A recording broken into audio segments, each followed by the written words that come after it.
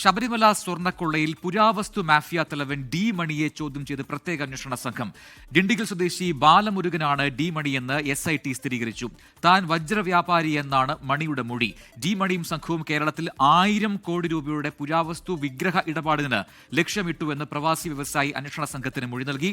അതേസമയം ശബരിമല സ്വർണ്ണക്കൊള്ളയിലെ അന്വേഷണം അട്ടിമറിക്കാൻ മുഖ്യമന്ത്രി ശ്രമിക്കുകയാണെന്ന് മുൻ പ്രതിപക്ഷ നേതാവ് രമേശ് ചെന്നിത്തല കുറ്റപ്പെടുത്തി.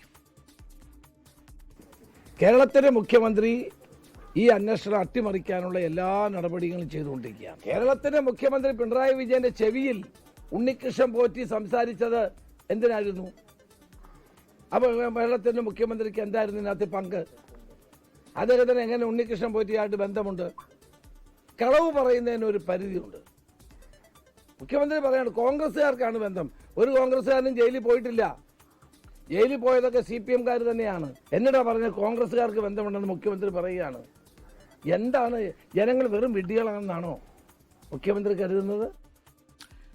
ഷഫീദ് റാവുത്തർ തിരുവനന്തപുരത്ത് ചേർന്ന് കൂടുതൽ വിവരങ്ങളുമായി. ഷഫീദ്, ഡി മണി ഏലിയാസ് ബാലമുരുകൻ എന്ന പേര് കൂടി ഈ സ്വർണ്ണക്കൊള്ളയുമായി ബന്ധപ്പെട്ട് ഇപ്പോൾ വാർത്തകൾ നിറയുകയാണ്. ആ പേര് ഉയർന്ന് കേൾക്കുകയാണ്. ആരാണ് ഈ ഡി മണി അല്ലെങ്കിൽ ബാലമുരുകൻ? അതുമായി ബന്ധപ്പെട്ട് SIT എന്തെങ്കിലും വിവരങ്ങൾ നൽകുന്നുണ്ടോ? ഇതിപ്പോൾ ശബരിമല സ്വർണ്ണക്കൊള്ള എന്നതിനപ്പുറത്തേക്ക് 1000 കോടിയുടെയൊക്കെ വിഗ്രഹ ഇടപാടുകൾ നടന്നിട്ടുണ്ട് കേരളത്തിൽ നിന്നൊക്കെയുള്ള രീതിയിലേക്ക് കാര്യങ്ങൾ വരികയാണ്. അതിന്റെ അന്വേഷണത്തിന്റെ മാനം മറ്റൊരു തലത്തിലേക്ക് കൊണ്ടുപോകേണ്ടി വരും. ആ സാധ്യതയുണ്ടോ ഷഫീദ്?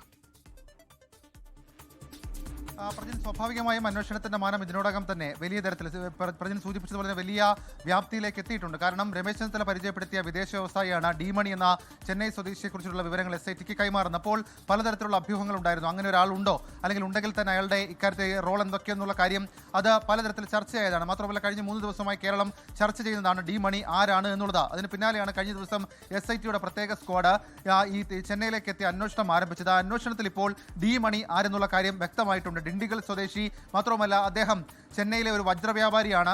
ഡയമണ്ട് മണി എന്നുള്ളതാണ് ഡി മണിയുടെ എക്സ്പാൻഷൻ. അങ്ങനെ പലതരത്തിൽ ചെന്നൈയിൽ കാലങ്ങളായി ഇത്തരം വലിയ വലിയ ഇടപാടുകൾ നടത്തുന്ന ആളാണ് ഡി മണി എന്നുള്ള കാര്യം അത് ഉറപ്പിച്ചിട്ടുണ്ട്. പ്രാഥമിക വിവരശേഖരണത്തിന്റെ ഭാഗമായി ഇന്നലെ ചെന്നൈയിലെ ഓഫീസിൽ 2 മണിക്കൂർ നടത്തിയ വിവരശേഖരണത്തിൽ ഡി മണി തന്നെ ഇതുമായി ബന്ധപ്പെട്ട അന്വേഷണ സംഘത്തോട് തന്റെ പേര് ഡയമണ്ട് മണി എന്നായത് താൻ ഈ പറയുന്ന വജ്രവ്യാപാരം നടത്തുന്നതാണെന്നുള്ള കാര്യമൊക്കെ വ്യക്തമാക്കിയിട്ടുണ്ട്. ഏതായാലും അദ്ദേഹത്തെ ഇപ്പോൾ തിരിച്ചറിഞ്ഞിരിക്കുന്നു. ഇനി ഈ വിദേശ വ്യവസായി സൂചിപ്പിച്ചതുപോലെ തന്നെ ശബരിമലയിലെ സ്വർണ്ണക്കൊള്ള, അതിനപ്പുറത്തേക്ക് വിഗ്രഹ കടത്ത്, അതായത് പഞ്ചലോഹ വിഗ്രഹങ്ങൾ കടത്തി എന്നുള്ളതാണ്, വിറ്റു എന്നുള്ളതാണ് വ്യവസായിയുടെ മൊഴി. അപ്പോൾ അതിലടക്കം ഇയാളുടെ പങ്ക് എങ്ങനെയെന്നുള്ള കാര്യം ഉറപ്പിക്കണം. അതിനുവേണ്ടി വിശദമായ മൊഴിയെടുക്കൽ, അതിനുശേഷം തെളിവ് ശേഖരണം ഉൾപ്പെടെയുള്ള കാര്യങ്ങൾ അത് വരും മണിക്കൂറുകളിൽ ഉണ്ടാകും. പ്രജിൻ, ഷഫീദ് റാവുത്തറാണ് വിവരങ്ങൾ നൽകിയത്.